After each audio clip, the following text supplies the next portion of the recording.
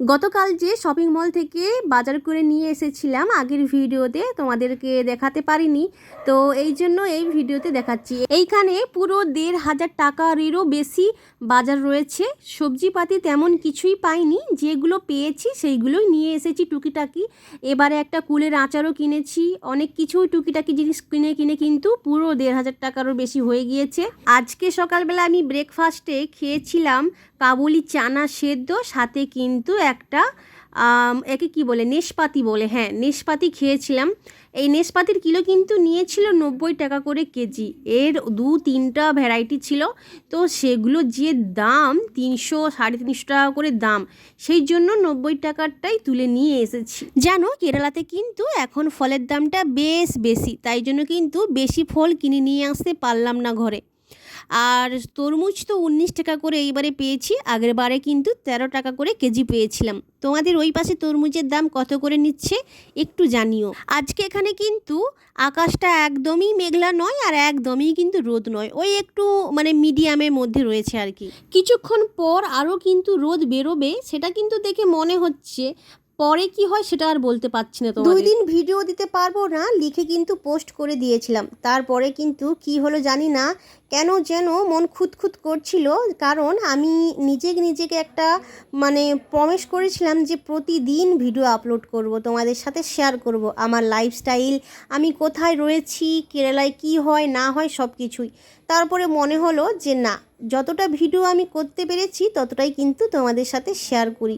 তো কালকে এই জন্যই কিন্তু ভিডিও আমি পোস্ট করে দিয়েছিলাম। আমি এত ঘুমাচ্ছি পোকাটা কামড়ে দেওয়ার পর, সে তোমরা না সামনে থেকে দেখলে কিছুতেই বুঝতে পারবে না। শরীরটাও ভালো ছিল না, ভিডিও করতে পারছিলাম না, ভাবলাম তোমাদের সাথে একটু আমি শেয়ার করি যেটা আমার সমস্যা হচ্ছে, সেই জন্যই লিখেছিলাম। আর এই দেখো রান্না করে এসে দেখি পাশের বাড়ির আন্টি ছাদে কিন্তু এইভাবে শাড়ি মিলে রেখেছে। এই শাড়িটা কিন্তু কেরালার শাড়ি, ট্রেডিশনাল শাড়ি, খুব সুন্দর লাগে। আমারও কাছে ২-৩টা শাড়ি এই রকমের আছে। আমি কিন্তু এখানে কোনো উৎসব বা এখানের কোনো ফেস্টিভ্যাল হলে আমি কিন্তু পরে যাই। আজ দুপুর ১টার সময় খেয়েছিলাম একটা কলা, ভীষণ খিদা পাচ্ছিল তো সেই জন্য। তারপরে আবার লাঞ্চ করলাম অনেকক্ষণ পরে। তারপর বিকালবেলা বেরিয়ে পড়েছিলাম ফুল কেনার উদ্দেশ্যে, আর কিন্তু একটা পতঞ্জলি অ্যালোভেরা জেল। এই জেলটা যে আজকে আমি কিনে নিয়ে যাচ্ছি, এইটা কিন্তু আমার ফেসে অ্যাপ্লাই করব। স্কিন কেয়ারের জন্য নয়, ফেসিয়াল হেয়ার রিমুভ করার জন্য। এই জেল দিয়েই কিন্তু রিমুভ করলে ভালো করে কিন্তু হেয়ার রিমুভ করা যায়। যারা এখনও পর্যন্ত হেয়ার রিমুভ করো না ভয়ে, তারা কিন্তু একদম ভয় না করে ফেসিয়াল রেজার দিয়ে হেয়ারগুলো রিমুভ করে দাও। আমরা অনেকেই বলে থাকি ফেসিয়াল হেয়ার যদি রিমুভ করা হয় রেজার দিয়ে তাহলে কিন্তু আরও বেরিয়ে যায়।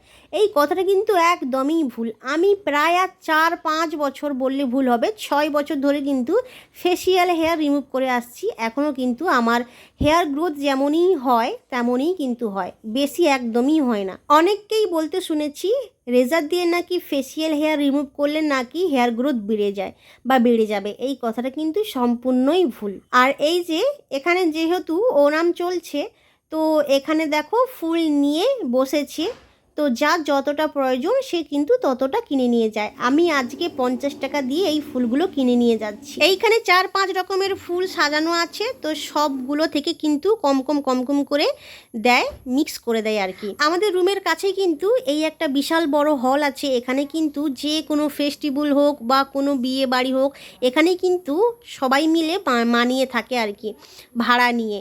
তো এই হলটা রেন্টে নিয়েছে, নিয়ে কিন্তু সব কলেজের স্টুডেন্টরা কিন্তু বেশ আনন্দ করছে। কালকেও কিন্তু এখানে অনেক ছেলেরা মেয়েরা এসছিল ওনাম সেলিব্রেশন করার জন্য। আজকে আবার আলাদা গ্রুপ এসেছে হল রেন্ট নিয়ে, আবার কিন্তু তারাও এই ওনাম সেলিব্রেশন করছে। বাইরে গিয়েছিলাম তো বেশ গরম লাগছিল, সেই জন্য একটা পেপসির বটল কিনে আধা পেপসি আমি খেয়েছি। ব্যাস ঘরে এসে এই যে ফুলকপি তরকারি দিয়ে মুড়ি, এটাই কিন্তু আমার ডিনার, আর কিন্তু ১ কাপ চা খেয়েছি। আর হ্যাঁ, অন্নপূর্ণার টাকা যারা যারা পেয়েছো অবশ্যই কমেন্ট করে জানিও, আমি কিন্তু এখনও পর্যন্ত পাইনি। আজ হচ্ছে ২০ তারিখ। তো চলো আজকের মতন ভিডিওটা এতটুকুই, দেখা হচ্ছে তোমাদের সাথে নেক্সট কোনো ভিডিওতে। ততক্ষণের জন্য টাটা।